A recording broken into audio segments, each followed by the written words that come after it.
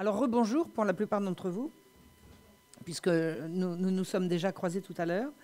Je veux remercier les organisateurs d'avoir laissé un temps de latence entre la fin du film de Serge Hogarde et mon intervention, parce que j'étais tellement bouleversée à la fin du film tout à l'heure que je suis sortie écraser ma larme. Bon, je sais bien que je suis une hypersensible. Mon père disait ma sensibilité a toujours été tournée en dérision dans ma famille. On disait que j'étais trop sensible, que j'étais malade, que j'étais... après, on a appelé ça hystérique, gravement atteinte. Enfin, je crois que c'est simplement ma sensibilité et que si j'étais pas sensible, je ne ferais pas ce que je fais.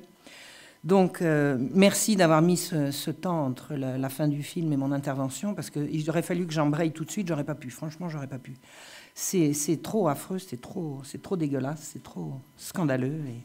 ça me touche vraiment très, très, très profondément. Et je voudrais dire un mot de félicitation à Serge Hogarde pour le très beau film qu'il nous a donné. Et un mot d'encouragement pour ce brave shérif de lait à qui je souhaite tout ce qu'on peut souhaiter de bien à quelqu'un comme lui. Voilà. Donc je viens vous parler de quelque chose que j'ai déjà évoqué à différentes reprises. Ce n'est pas la première fois que je parle de ces choses-là dans une conférence. J'espère avoir été un petit peu plus complète que je ne l'ai été les fois précédentes. Je vais vous raconter... Alors, ce qu'on m'a demandé, c'est de voir comment on pouvait traiter ce problème de réseau pédophile ou pédocriminel, enfin ces affaires d'abus sur enfants, au regard de l'histoire. Et moi, j'ai étudié cette partie-là du XVIIIe siècle. En l'étudiant, j'ai découvert que j'étais absolument la première personne à avoir mis le nez là-dedans, à avoir poursuivi des études, à avoir fait des recherches sur ce sujet-là précisément. Donc, pour ceux qui savent déjà une partie de ce que je vais dire, je m'en excuse. Il y en a certainement qui ne savent pas encore. Donc, je vais m'adresser à vous tous. Et je vais vous parler d'un événement qui a ébranlé le règne de Louis XV par un scandale énorme qui a éclaté à partir de 1749, autour de 1749-1750, et qu'on a appelé l'extravagante affaire de l'hôpital général. Alors, qu'est-ce que c'est que l'extravagante affaire? Alors, l'extravagante affaire, c'est le titre qui a été donné par un historien qui s'appelle Henri Légier-Desgranges, qui a étudié très très à fond tous les tenants et les aboutissants de ce scandale retentissant. Et pour ne rien vous cacher, moi j'ai étudié absolument à fond à la fois le travail d'Henri Légier-Desgranges et je suis remontée aux sources qu'il a lui-même étudiées.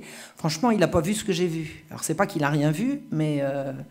il n'a pas mis le doigt sur ce que j'ai vu moi et que je vais vous livrer. Voilà. Donc, qu'est-ce qui se passe en 1749? En 1749, éclate un conflit à l'hôpital général entre l'archevêque de Paris, qui représente, disons, l'Église, on peut dire qu'il est le parti de l'Église, et des juges laïcs qui se battent pour la direction de l'hôpital général. L'hôpital général, c'est l'équivalent de ce qu'on appellerait aujourd'hui de l'assistance publique. C'est-à-dire qu'il existe une institution qui a un siècle à ce moment-là et qui prend en charge les pauvres, les très pauvres, les handicapés, les fous, les orphelins, les enfants perdus, les vieillards sans secours, tous les gens qui sont au bord de la route sont pris en charge par cette gigantesque institution, l'équivalent donc de l'assistance publique. Et la guerre consiste à savoir qui va diriger l'institution.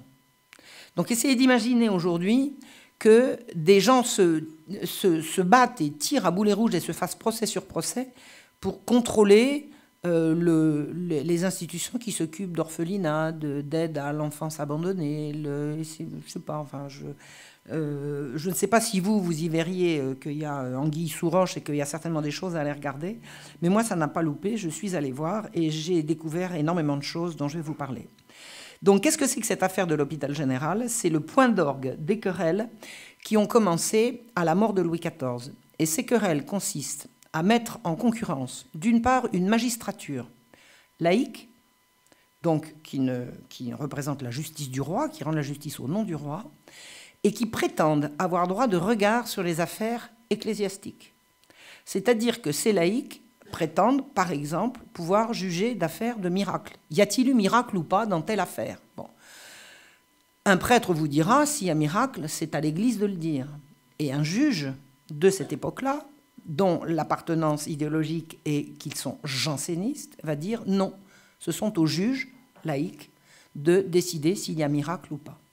La guerre est absolument à couteau tiré entre les uns et les autres, parce que les juges jansénistes, donc c'est ça qui définit le jansénisme, les jansénistes sont des gens qui veulent que la justice laïque contrôle les affaires religieuses.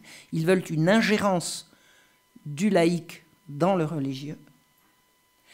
Et ils prétendent également que Dieu a donné non pas sa grâce à tout le monde, mais à quelques-uns. C'est-à-dire qu'ils croient et ils prêchent qu'il y a les élus et les autres. Ça vous dit certainement quelque chose. C'est une idéologie élitiste, et on sait qu'on est élu parce qu'on le sait, parce qu'on le sent, etc. Alors c'est très très proche du protestantisme, mais ça n'est pas un protestantisme dans la mesure où les protestants ont rompu avec Rome, alors que les jansénistes sont, on peut dire, des protestants qui n'ont pas rompu avec Rome. Donc ils continuent de prétendre vouloir obéir au pape et à la Sainte Église romaine, catholique, apostolique. Et en fait, ils désobéissent tout le temps, mais ils disent, en fait, on ne désobéit pas, on essaye d'éclairer l'esprit mal informé de sa sainteté, le pape. Donc ils désobéissent tout le temps, ils font rigoureusement ce qu'ils veulent, mais ils passent leur temps à revendiquer d'être de bons catholiques qui obéissent au pape. Donc ce sont ces gens, les jansénistes, qu'on trouve beaucoup dans la robe. La robe, c'est la magistrature, hein, c'est le monde des juges. Ils prétendent vouloir connaître de vérités ecclésiastiques. Et la guerre s'est faite à travers tout le siècle de Louis XIV, mais Louis XIV, il a ouvert des culs de basse-fosse, il les a mis dedans, il a refermé. À la mort de Louis XIV, les mœurs ont été beaucoup plus tolérantes. Le régent a dit, bon, bah, attendez, ces braves jansénistes, tous ces malheureux... Alors, ils aimaient bien passer pour victimes quand même, hein, les jansénistes, parce que c'est normal d'ailleurs, ils allaient en prison, donc c'était eux les victimes. Quelles que soient les raisons qu'avait eu le roi de les mettre en prison. Donc ils jouaient beaucoup et ça joue encore aujourd'hui, de la fibre. Regardez, nous luttons contre les abus de l'absolutisme royal, donc c'est eux les bons, quoi. C'est eux les bons. Quand on regarde les choses d'un peu plus près, je les trouve, moi, personnellement, beaucoup moins sympathiques. Mais c'est vrai que, vu de l'extérieur, on dit qu'une classe de juges qui remettent en question l'absolutisme royal et l'absolutisme du pape, il y a un petit côté sympathique, quoi. C'est des gens qui ne veulent pas s'en laisser compter. Moi, je les trouve nettement moins sympathiques quand je sais qu'ils estiment que Dieu a donné la grâce aux uns et pas aux autres. Parce que moi, j'ai reçu une éducation tout à fait catholique traditionnelle qui dit que Dieu a donné la grâce à absolument tout le monde, que tous les hommes sont égaux au moins devant Dieu. Si ce n'est pas devant la feuille d'impôt, c'est certainement devant Dieu. Ça, c'est une donnée de base. Et je pense que c'est ce qui fait tout à fait la base idéologique de ce qu'est le catholicisme. Donc eux qui disaient, qui prétendaient ne pas rompre avec le catholicisme, ils affirmaient quand même haut et fort qu'ils faisaient partie des élus, qu'il y avait les élus et les autres, et que les élus, c'était eux. Voilà.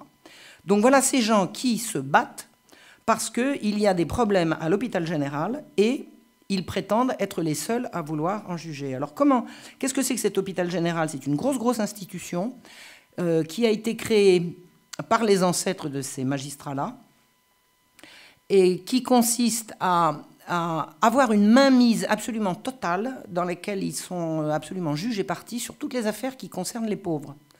C'est-à-dire qu'ils gèrent les fonds, c'est eux qui admettent les gens, qui acceptent qu'ils sortent. Il n'y a aucun contrôle, ni royal, ni rien du tout, sur tout ce qui se passe à l'intérieur de l'hôpital général.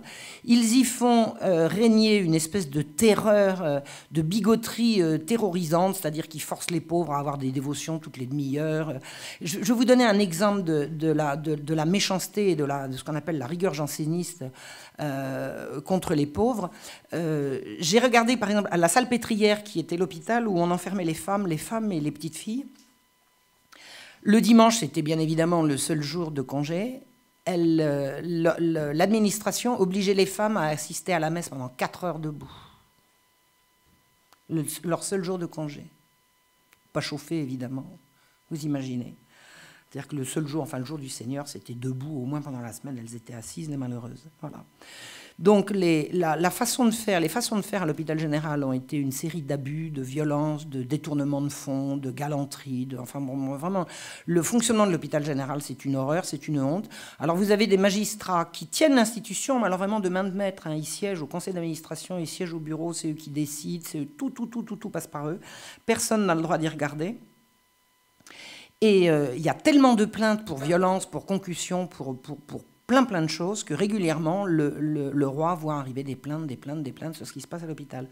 Mais comme le roi Louis XIV, c'est-à-dire l'arrière-grand-père de Louis XV, avait accepté de donner la gestion de l'hôpital général aux magistrats, probablement comme un os arrangé, en leur disant « vous vous occupez de ça, pendant ce temps-là, vous me fichez la paix sur le reste », le roi a gardé l'habitude qui a été prise de laisser les affaires de l'hôpital général entre ses propres administrateurs sans y regarder.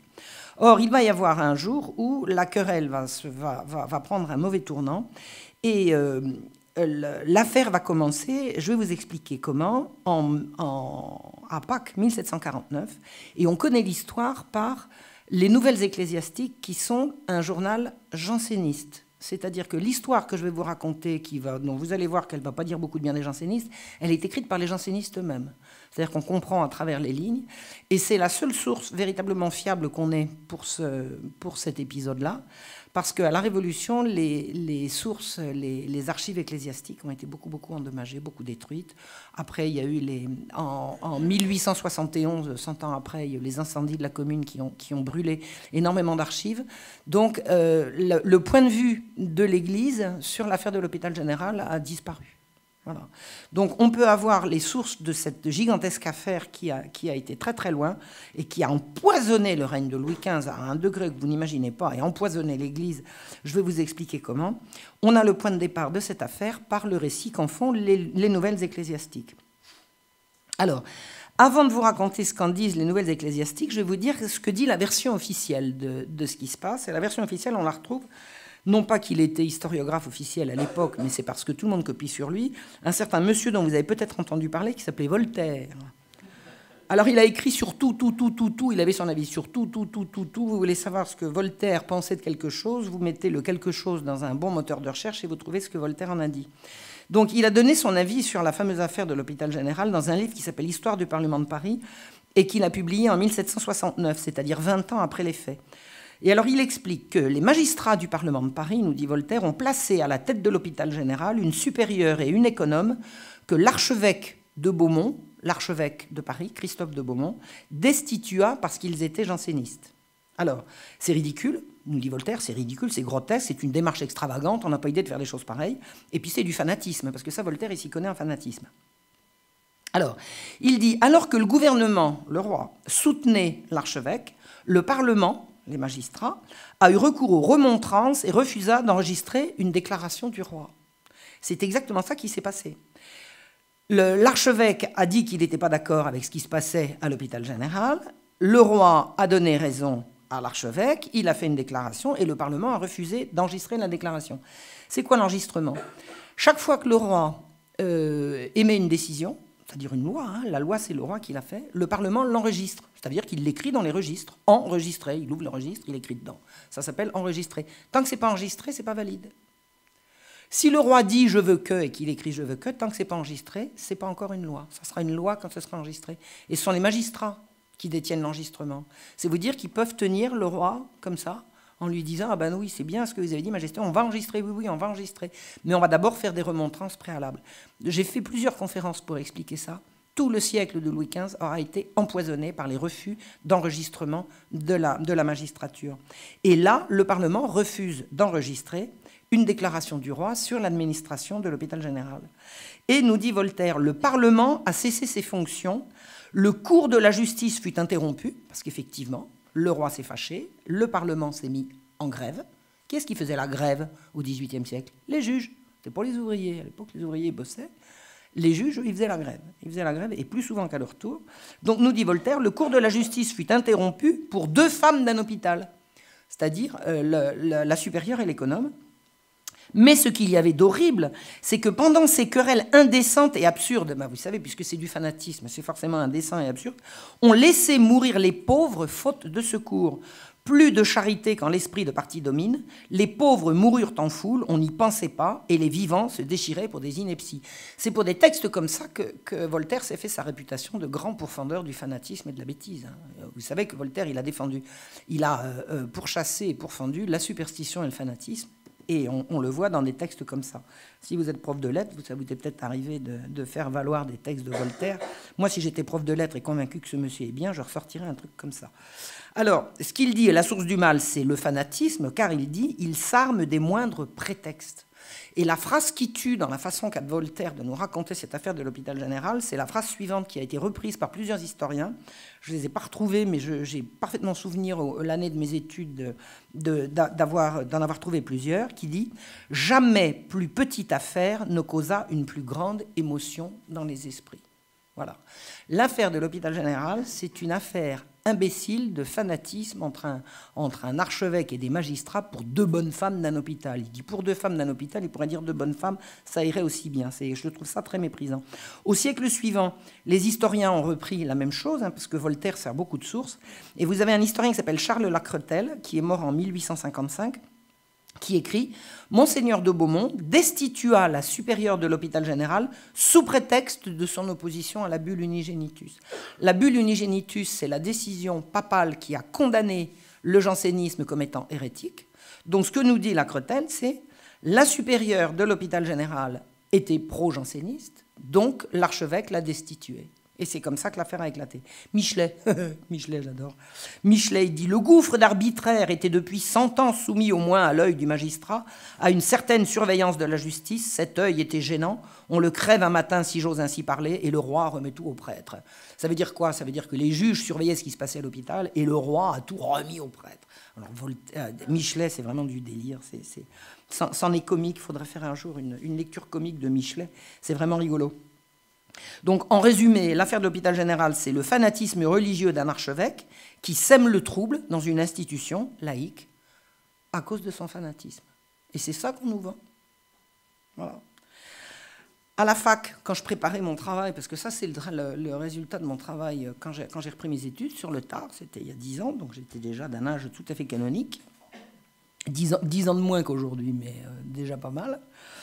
Et j'avais écrit dans mon compte-rendu de l'affaire, j'avais parlé de la guerre que se faisaient les jansénistes et les molinistes. Molinistes, c'est les pro-jésuites. Alors, pour vous situer, quand on dit janséniste, ça veut dire partisan du jansénisme.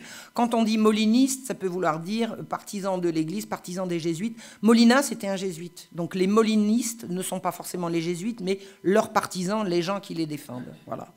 Donc, j'avais écrit...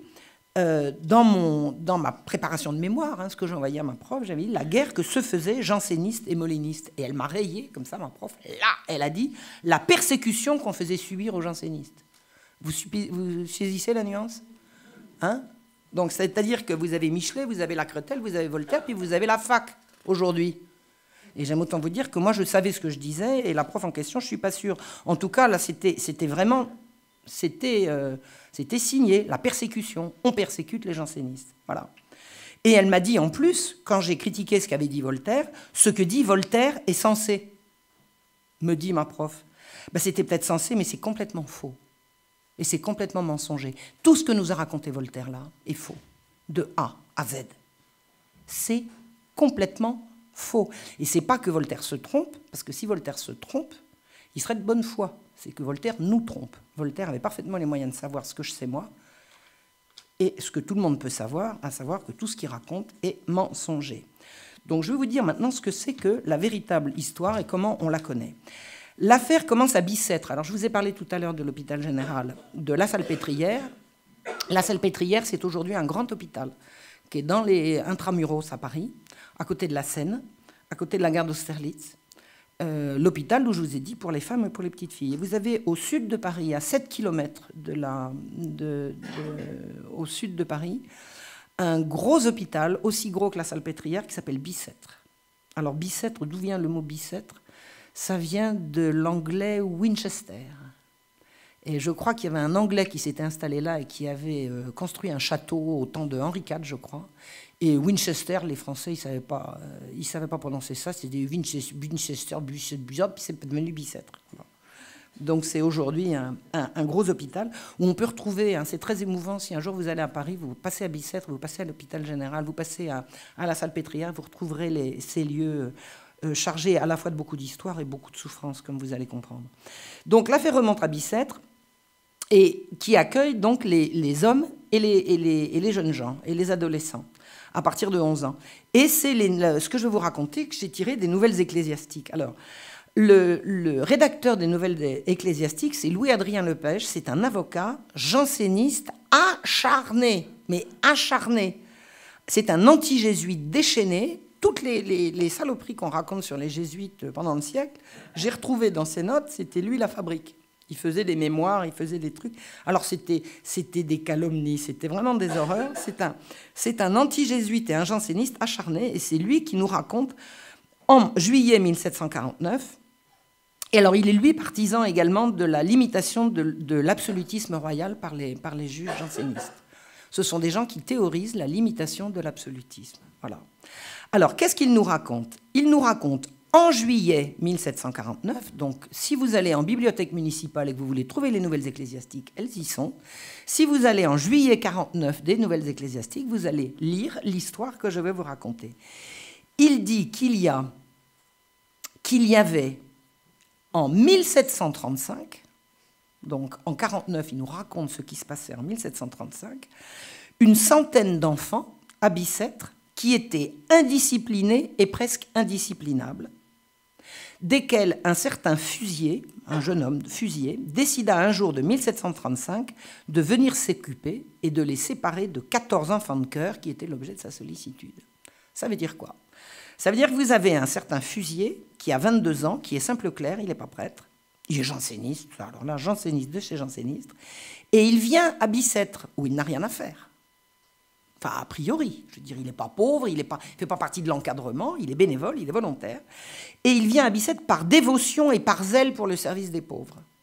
Donc vous avez une grosse institution avec des pauvres qui travaillent toute la journée, ou qui ne travaillent pas, ou qui fichent rien. Enfin, je veux dire, c'est un camp de concentration, hein, l'hôpital général. Et lui, il vient, âgé de 22 ans, s'occuper d'une centaine d'enfants, dont il estime qu'ils sont indisciplinés, indisciplinables. Et c'est tellement grave ce qu'il voit qu'il dit, il y a quand même des enfants dont il faut s'occuper en particulier, ce sont les enfants de chœur. Et la première chose à faire, ça va être de séparer les enfants de chœur du reste des enfants. Et il trouve que ces enfants de chœur sont corrompus dans leurs mœurs et négligés. Et lui, il arrive en disant, vous allez me les confier. Voilà. Alors il débarque, il dit, je veux les 14 enfants de chœur, je vais m'en occuper. Ils sont négligés, je vais m'en occuper. Les enfants de chœur, dit-il, par exemple, sont libres de choisir leur confesseur. Donc ils vont voir le confesseur qui leur convient le mieux. Par exemple, le confesseur qui va être le moins sévère. Et lui, Fusier, il dit, mais attendez, c'est grave, c'est grave. Ils vont aller voir le confesseur qui dit le prêtre le plus facile, le plus caressant, celui qui donne le plus de friandises. C'est les friandises, les prêtres, ils ne distribuent pas des friandises. Il va dire, bon, il va donner l'absolution pour des broutilles. C'est pas comme ça qu'il faut. Pour sauver l'âme des enfants de chœur, il faut leur faire des pénitences dures. Il faut être sévère. Et c'est ça que vient faire ce Fusier, qui est âgé de 22 ans, qui n'a rien à voir avec l'institution. Et je vous dis, pour avoir bien étudié le code de l'hôpital général, que ce Fusier ne peut pas entrer à l'hôpital sans l'accord, à tout le moins, minimum, de messieurs les administrateurs de l'hôpital, tous magistrats et tous jansénistes. C'est clair. Ce Fusier ne peut rien faire dans l'hôpital sans l'accord de l'administration. Donc, en fait, il arrive, il dit « Les enfants de chœur, je m'en occupe », et ces messieurs disent « Oui, d'accord ». Alors, il reprend en main le sort des enfants de chœur. Il organise leur journée en prière, en études, chant et travail, sans jamais les perdre de vue un seul instant. Vous imaginez ce gars, il a l'œil sur ses enfants de chœur tout le temps. Tout le temps. Même pas pendant les repas ou pendant les récréations. Pour leur éviter d'être corrompus par les autres enfants, c'est-à-dire les enfants pauvres de l'hôpital, il les sépare et il les met dans une salle à part et dans un dortoir à part. Il coupe le contact entre les enfants de chœur et les autres enfants. Le recteur de l'hôpital s'appelle Vierne. Qu'est-ce que c'est que le recteur? Le recteur, c'est le prêtre qui a la direction spirituelle de l'hôpital général à Paris. C'est-à-dire qu'il est directeur spirituel à la fois pour Bicêtre, pour la Salpêtrière et pour un troisième hôpital qui s'appelle La Pitié, qui est un petit peu plus loin. La Pitié, c'est l'hôpital pour les petits garçons de 5 à 8 ans. 5 à 8 ans. Et ce Vierne est donc admis par... il est en excellent terme avec les administrateurs jansénistes, donc c'est à tout le moins un sympathisant janséniste. Alors, sympathisant janséniste, je me répète, je vous l'ai dit tout à l'heure, le jansénisme est considéré par l'Église comme une hérésie. Le jansénisme est interdit. Le jansénisme est hors la loi. Et ces messieurs dirigent l'hôpital par un encadrement janséniste. Et personne ne vient y mettre le nez. Donc c'est vrai que c'est facile d'imaginer qu'effectivement la querelle est purement religieuse. Mais vous allez voir qu'elle n'est pas que religieuse, et que même sur le plan religieux, c'est justifié de s'en inquiéter. Donc, le recteur de l'hôpital est parfaitement au courant de tout ce que fait Fusier, et il donne son accord. Et sur les conseils de Fusier, il fait venir un prêtre de l'extérieur, nous dit Adrien Lepage, un bon prêtre pour confesser les enfants. C'est quoi un bon prêtre? C'est un janséniste. C'est ça que ça veut dire. C'est-à-dire qu'ils font rentrer à l'intérieur de l'hôpital un prêtre pour confesser les enfants. Mais il y a des prêtres à l'hôpital. Il n'y a pas besoin d'en faire venir à l'extérieur. Il y a des prêtres à l'hôpital. L'hôpital, il y a un encadrement religieux. L'encadrement religieux ne s'occupe que des armes, il ne s'occupe pas de l'administration, il ne s'occupe pas de la gestion, il ne s'occupe pas de tout ça. Mais ils font les confessions, ils disent la messe, enfin, il y a des prêtres à l'hôpital. Or, Fusier obtient l'accord de la direction pour faire venir un bon prêtre, c'est-à-dire un prêtre janséniste, pour s'occuper des enfants de chœur. Et Fusier s'occupe tellement bien de ses enfants qu'il demande à se faire seconder. Il dit, j'y arrive pas tout seul, c'est tellement de travail. Et il obtient l'autorisation de faire venir un vieux monsieur, un vieux diacre, qui a 72 ans, qui s'appelle Maurice Tiffard. Et il habite à Paris. Et il vient à pied tous les jours, pour aider.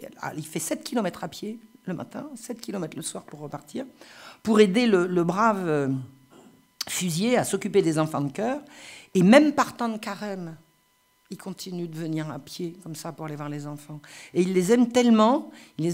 Alors, il leur distribue, là je vais vous citer le truc parce que c'est trop joli, il vient leur distribuer à ces tendres enfants le lait du chrétien, le pain de la parole évangélique, et même en quelque sorte le pain matériel par les aumônes secrètes qu'il leur faisait. C'est-à-dire que le vieux diacre qui venait à pied, il leur faisait des petits cadeaux. En échange de quoi? Je sais pas. Bref. Vous savez que l'oisiveté est la mère de tous les vices, donc il faut occuper les enfants. Alors, qu'est-ce qu'on fait pour les occuper? Alors, on leur fait faire des dévotions à tout bout de champ, puis alors les jansénistes, au niveau des dévotions, c'est infernal. Moi, j'ai regardé le rythme des dévotions qu'ils faisaient faire aux enfermés, c'est infernal. Tout le temps, on les obligeait à faire des prières. Alors, j'aime autant vous dire ce qu'ils devaient en penser, les malheureux. D'être guidés dans leur dévotion par des bigots pareils, c'est vraiment infernal. Donc il leur faisait faire des dévotions à tout bout de champ, mais surtout il leur faisait faire des petits travaux, parce que travailler c'est bien, alors il leur faisait faire des petits travaux d'imprimerie, par exemple. C'est bien l'imprimerie, c'est un métier. Et surtout il leur faisait faire du jardinage, parce que c'est bien le jardinage. Et pour pouvoir leur faire du jardinage, il a loué avec ses propres deniers un terrain à l'extérieur. C'est-à-dire que les enfants quittaient Bicêtre pour aller jardiner à l'extérieur. Bon. Alors, le développement de cette bonne œuvre, alors ça marche très très bien, pour ne jamais les perdre de vue. Alors, ils sont déjà 3 pour s'en occuper. Non, ils sont déjà 2. Il y a Fusier, il y a Tiffard, et puis il y a le bon prêtre qui vient les confesser. Pour les confesser, c'est une fois de temps en temps, c'est quand même pas tous les jours. Mais il a besoin encore de quelqu'un d'autre. Alors, il veut se faire seconder par un sous-maître. Et le sous-maître, nous disent les nouvelles ecclésiastiques, ne sera pas à la charge de la maison. Ça veut dire quoi? Ça veut dire qu'il réussit à convaincre les administrateurs qu'il a besoin d'être secondé par quelqu'un, mais vous inquiétez pas, ça ne vous coûtera pas un sou. Alors ça veut dire quoi? Soit que quelqu'un d'autre paye, on aimerait savoir qui, soit que le gain vient bénévolement, mais à quel titre? En échange de quoi? Vous allez passer vos journées à faire la classe gratuitement, vous? Bref. Il ne sera pas à la charge de la maison. Alors, bénévole ou payé par qui, par quoi, je ne sais pas. Bref, ce sous-maître arrive, s'installe, et il est tellement soulagé, Fusier est tellement soulagé, qu'il a décidé de former 6 jeunes gens qu'il va inscrire lui-même au beau métier, aux fonctions si importantes de maître d'école. Qu'est-ce qu'il a comme qualification, ce gars-là, pour être maître d'école? Je veux dire, maître d'école, ça s'apprend, même à l'époque. Donc, après avoir fait rentrer l'un et puis après l'autre, il va former lui-même 6 jeunes gens aux fonctions de maître d'école. Et pour les avoir à l'œil, il les fait loger dans une chambre mitoyenne à la sienne. Alors, je ne sais pas si vous imaginez, mais ça commence à se resserrer, là. On retire les... Enfin bon, non, je vous raconte la suite des problèmes de structure de l'habitat de tous ces braves gens. J'y viens. Donc il installe le sous-maître dans une chambre mitoyenne à la sienne et il éloigne les prêtres en estimant que leur logement menace ruine. Il engage une personne de piété à donner une somme considérable pour placer le presbytère ailleurs. C'est-à-dire qu'en fait, avec ses petits camarades jansénistes, il débloque des fonds pour faire partir les prêtres du presbytère. C'est-à-dire qu'en fait, il les éloigne. Et par ce moyen, rendre le chœur, sur une partie duquel il a été pris, plus grand et plus décent. Fusier réussit à faire sortir de l'argent pour casser le presbytère et le faire mettre ailleurs, c'est-à-dire éloigner les prêtres. Puis, estimant que le prêtre chargé de la sacristie doit être secondé, il était le seul catéchiste pour 1500 personnes, Fusier et son ami le riche chanoine Guichon, encore un qui apparaît, fondent une place de catéchiste qu'ils confient à un simple clerc pourvu, selon eux, de tous les talents nécessaires, c'est-à-dire encore un janséniste qu'il faut entrer dans la place. Ensuite, le riche chanoine qui a fait casser le presbytère propose aux prêtres de Bicêtre de l'argent afin de rendre leurs conditions moins onéreuses et plus utiles à la maison. Ça s'appelle de la tentative de corruption. C'est-à-dire qu'on vous casse votre presbytère, on va vous mettre ailleurs plus loin et on vous propose de l'argent pour vous taire. Les prêtres explosent, ils refusent, ils hurlent. D'abord, ils disent que... Alors, ils refusent de l'argent. Ils refusent de l'argent contre leur conscience. Ils refusent de laisser entrer des jansénistes parce que c'est ce qui se passe depuis l'arrivée de Fusier. On fait venir un catéchiste, on fait venir un sous-diacre, on fait venir un sous-maître, on fait venir un machin et un truc. Et ils rappellent que la confession des enfants est leur prérogative. Il y a des prêtres pour ça. Ils sont là pour ça. S'il y a des prêtres à l'hôpital, c'est pour faire la confession, pour confesser les gens, notamment pour mettre dans la messe et entendre les gens en confession, y compris les enfants de chœur. Donc les prêtres disent « Rendez-nous les enfants de chœur, arrêtez avec vos histoires, laissez-nous ». On les a éjectés. Et les prêtres en question ne sont pas des prêtres jansénistes. Vous avez compris, la secte, elle rentre petit à petit, comme ça, par le moyen de ce Fusier, dont on peut très bien comprendre qu'il a été mis là par les administrateurs de l'hôpital pour faire une reprise en main janséniste. Alors, je rappelle, c'est la 3e fois, mais je vous assure que ça ne sera jamais trop dit, le jansénisme élitiste, rigoriste, est interdit par le pape qui l'a déclaré hérétique et par le roi qui l'a déclaré hors la loi. L'hôpital général sert à faire fonctionner une secte hors la loi et hérétique. Voilà. Mais, nous dit Voltaire, souvenez-vous, tout ça c'est du fanatisme. Pourquoi est-ce que l'affaire va éclater ? Ben c'est parce que l'archevêque qui est contre les jansénistes, ce sont des bêtises, c'est du fanatisme. Que font les prêtres? Ils vont se plaindre à l'archevêque ne réagit pas. Monseigneur, il se passe ça, il se passe ça, il se passe ça, l'archevêque ne réagit pas. Je crois qu'il était très vieux, je n'ai pas gardé le nom, je pense qu'il était trop vieux, puis je crois qu'il savait à qui il avait affaire, et il n'avait pas envie de s'y coller, il n'avait pas envie de se prendre les jansénistes dans la figure, donc il n'a rien dit. À l'intérieur de l'hôpital, on tonne en chair contre tous ces faux prêtres qui viennent faire la loi. Et un jour, on en vient aux mains. Il y a un récit d'un jour Fusier a été poursuivi en dehors dans une chaufferie par un gars qui le suivait avec des pincettes. Alors j'imagine le prêtre en soutane poursuivant le clerc avec des pincettes. Enfin bon, c'était explosif. C'était explosif. Donc, comment est-ce qu'on peut interpréter cette affaire? On peut l'interpréter de plusieurs manières. On peut dire, les magistrats jansénistes envoient leurs partisans faire de la propagande janséniste à l'intérieur de l'hôpital. Alors, à propos d'imprimerie, je vous ai dit que les enfants, on leur apprenait à faire de l'imprimerie. Eh bien, l'hôpital général a servi de lieu pour l'impression des Nouvelles Ecclésiastiques, qui était un journal interdit. Les journaux ecclésiastiques dont je me sers pour vous raconter ce que je vous dis étaient un journal interdit. Les magistrats faisaient publier un journal interdit qu'ils imprimaient à l'hôpital général. Donc en fait, les enfants de chœur servaient, les petits travaux d'impression, ça servait à imprimer un journal interdit. D'autre part, on peut dire que c'est un épisode de la guerre sans merci entre jansénistes et molinistes, pro-jésuites. Et ça mènera à une guerre qui durera 10 ans et qui sera l'extravagante affaire de l'hôpital général. Mais vous soupçonnez rien d'autre, vous, dans cette affaire? Bon, c'est jamais qu'un soupçon, hein.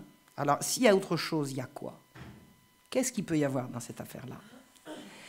Ce que je dois vous dire, c'est que En août 1746, le roi, exaspéré d'entendre les plaintes sur ce qui se passe à l'hôpital. Donc là, on arrive en 1946, c'est-à-dire 10 ans après la première affaire. C'était 1936 l'arrivée de Fusier. Arrivé en 1946, le roi exaspéré, l'archevêque vient de mourir, il a été remplacé par un autre qui est mort très peu après, et le roi dit « Je nomme Christophe de Beaumont, archevêque de Paris ». Et il lui donne l'ordre, et Christophe de Beaumont a vraiment essayé de s'y soustraire. Il a supplié le roi en disant « Majesté, je vous supplie ». Le roi a dit « C'est un ordre. Allez mettre de l'ordre à l'hôpital. Allez mettre de l'ordre à l'hôpital. Je veux que la légalité soit respectée à l'hôpital. » Et il n'y a pas que la légalité par rapport à la secte janséniste, il y a également toutes les plaintes dont je vous ai parlé, de concussion, de détournement de fonds, de violence, de torture. C'est épouvantable. Ce qui se passe à l'hôpital, je ne peux pas vous le résumer, c'est absolument atroce. Donc le roi ordonne à Christophe de Beaumont d'aller mettre de l'ordre, et comme par hasard, alors Fusier est renvoyé. Je ne pense pas que ce soit Monseigneur de Beaumont qui l'ait fait renvoyer, mais Fusier a été renvoyé, il disparaît. Il sort des écrans radars, il n'est plus à Bicêtre. Alors, je reprends le récit que nous font les nouvelles ecclésiastiques de cette affaire. Au moment où arrive le nouvel archevêque, un nouveau recteur arrive également à Bicêtre. C'est-à-dire que ce n'est plus l'ancien recteur, comment il s'appelait, le recteur, enfin bon, peu importe, le nouveau s'appelle Malbosc. Vous vous souvenez? Non, vous ne vous souvenez pas du nom du recteur. Vierne, voilà. Le premier recteur qui était sympathisant janséniste s'appelait Vierne, et le nouveau s'appelle Malbosc. Et Malbosc, il arrive à l'hôpital, et il dit « J'interdis qu'on sorte les enfants pour les emmener se confesser. » Ah bon, ils sortaient? Ils sortaient? Je veux dire, un prêtre peut pas... Je veux dire, les enfants ne peuvent pas aller voir un prêtre qui se déplace pour aller les voir? Ça veut dire que non seulement... les enfants de chœur ne se confessaient pas à un prêtre de la maison, mais ils ne se confessaient pas dans la maison. On les emmenait se confesser ailleurs. Et le nouveau recteur dit, dites donc là, oh, un peu de discipline là. Ils vont se confesser ici sur place.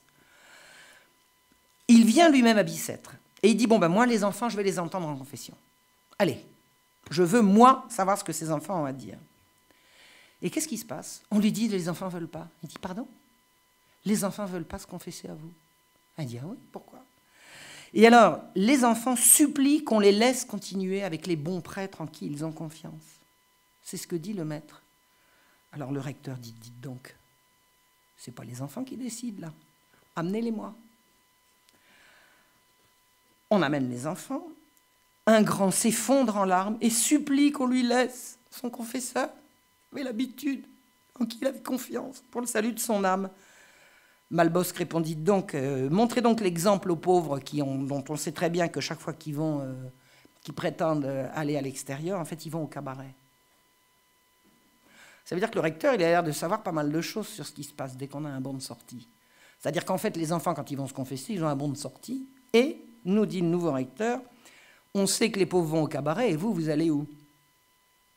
Et le grand répond, vous êtes bien persuadé, monsieur, que nous n'allons pas au cabaret, puisque notre maître nous mène et nous ramène. C'est-à-dire que tout ça, ça se fait sous la surveillance des mêmes. Les enfants sortent, ils reviennent. La présence du maître est-elle une garantie, à votre avis, qu'il ne se passe rien de fâcheux pour ces enfants?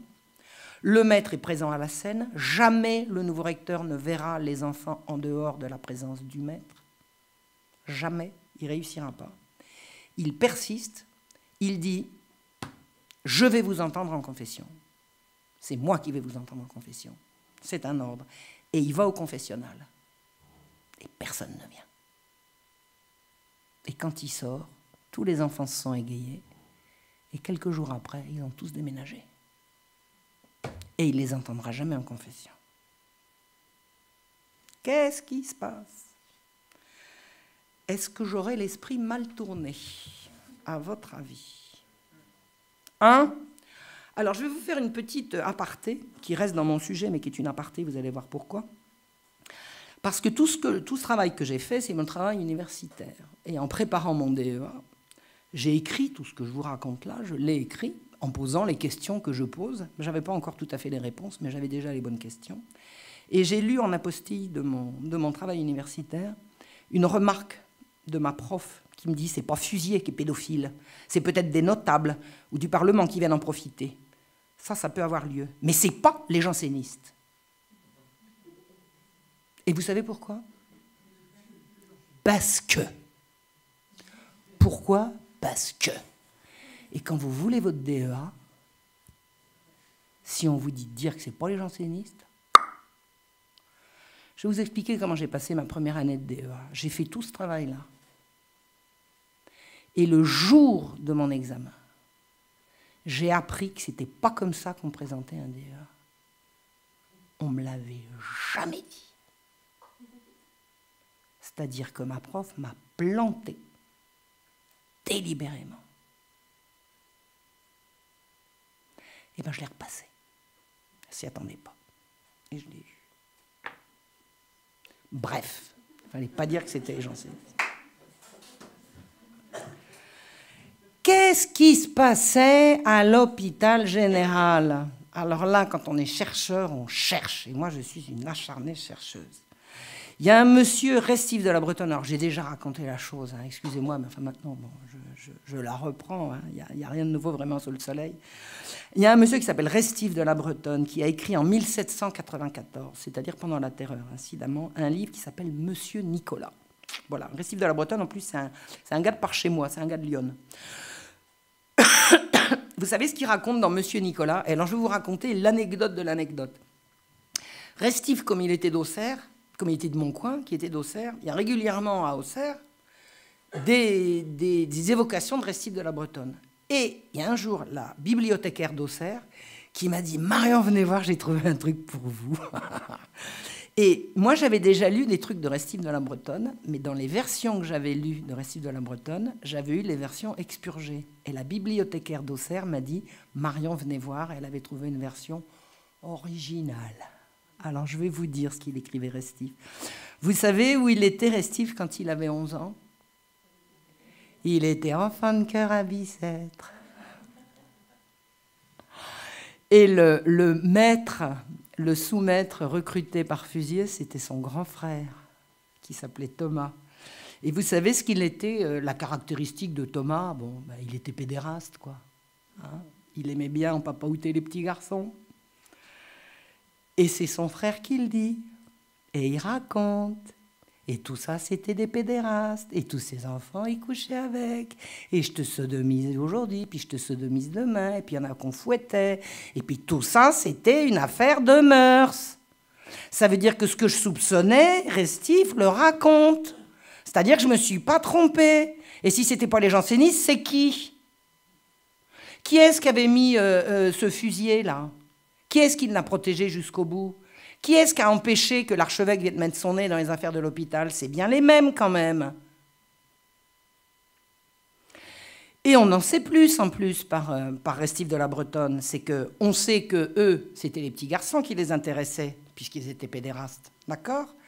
Mais les femmes de l'établissement, elles se servaient aussi des petits garçons. Parce que pour une femme, vous savez, les services sexuels, ça se demande à n'importe quel âge là. Il n'y a pas besoin d'être viril, si vous voyez ce que je veux dire. C'est-à-dire qu'en fait, les enfants de chœur étaient les mignons de l'encadrement, qui faisaient rentrer les jansénistes en veux-tu en voilà, et les enfants de l'établissement étaient les esclaves sexuels de l'encadrement. Et l'encadrement, c'était des garces. C'était des garces. Je ne vous raconterai pas les détails de ce que c'était que ce qu'on appelait les officières de l'hôpital général, que plusieurs personnes de bonne foi ont appelé les religieuses, en croyant qu'elles étaient religieuses parce qu'elles se faisaient appeler sœurs, elles étaient sœurs et pas religieuses du tout, du tout, du tout, du tout, du tout. Elles étaient laïques de chez laïques, jansénistes évidemment autant qu'on pouvait l'être, ça n'était pas des religieuses. Si elles avaient été des religieuses, elles auraient obéi à la hiérarchie ecclésiastique, elles étaient laïques, elles obéissaient à la hiérarchie, au Parlement, à la magistrature.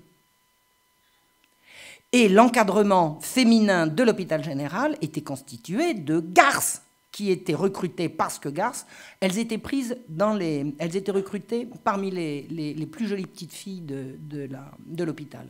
Puis elles grandissaient, elles rentraient, elles couchaient avec machin, avec truc, avec bidule, elles avaient chacune 3 ou 4 amants. Il y en avait une, elle avait la caractéristique de coucher avec le procureur général, le lieutenant général de police, et puis je ne sais plus qui, le premier président, enfin bon.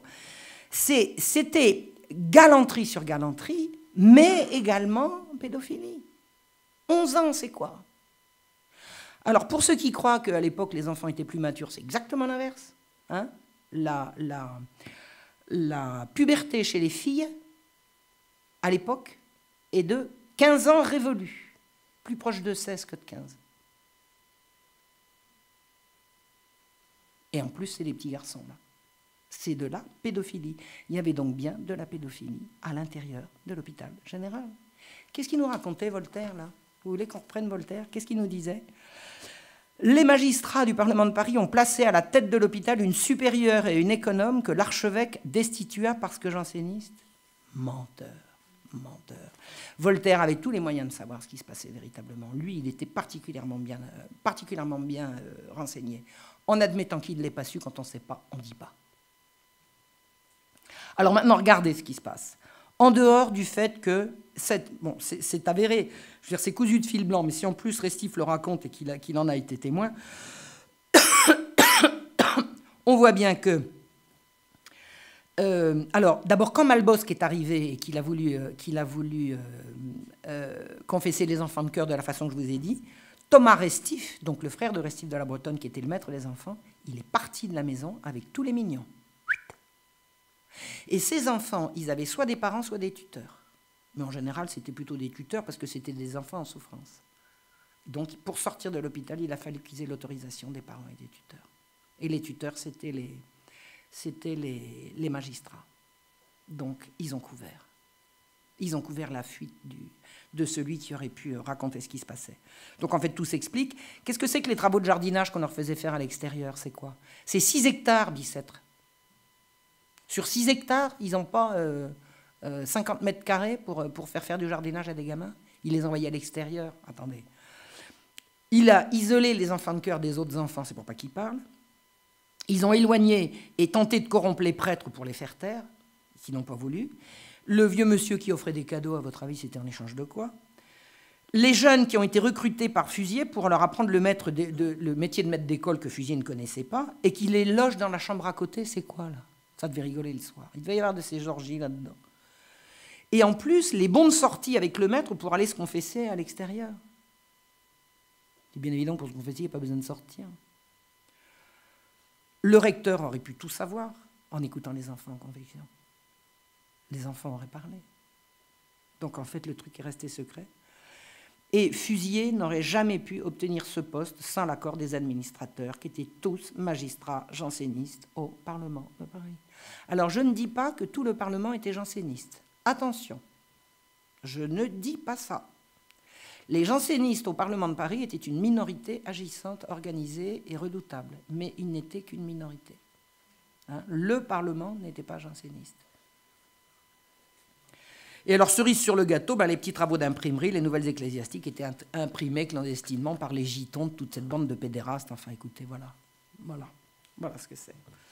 Alors, on reprend l'affaire du siècle. Ça, c'est pas l'affaire du siècle encore, parce que l'affaire du siècle, elle n'a pas éclaté là-dessus. C'est moi qui vous dis ce que raconte Restif, mais à l'époque, ça s'est pas dit. Personne n'a dénoncé ce qui se passait. Rien. Fusier a disparu, Restif a disparu avec les gosses, point, circulé, il n'y a rien à voir. Rien n'a été dénoncé, rien du tout. Le 24 juillet 1749, les nouvelles ecclésiastiques nous disent que des officières laïques de l'hôpital viennent de s'enfuir en laissant l'hôpital sans encadrement. Pourquoi? Les administrateurs leur faisaient confiance et même leur versaient des pensions, c'est-à-dire que de dignes officières en qui les administrateurs avaient toute confiance viennent de s'enfuir de l'hôpital parce que le nouvel archevêque vient semer la terreur. Il vient terroriser les malheureuses officières. C'est encore un coup des jésuites. Alors là, s'il y a la moindre chose, s'il y a, je sais pas, un coup de verglas et que ce n'est pas la faute des jésuites, c'est que le gars, son attention s'est relâchée 5 minutes. Donc c'est forcément la faute des jésuites. Elles ont été chassées par la persécution anti-janséniste de l'archevêque de Paris. C'est-à-dire que la version de l'hôpital général, la version des nouvelles ecclésiastiques, c'est la même que Voltaire.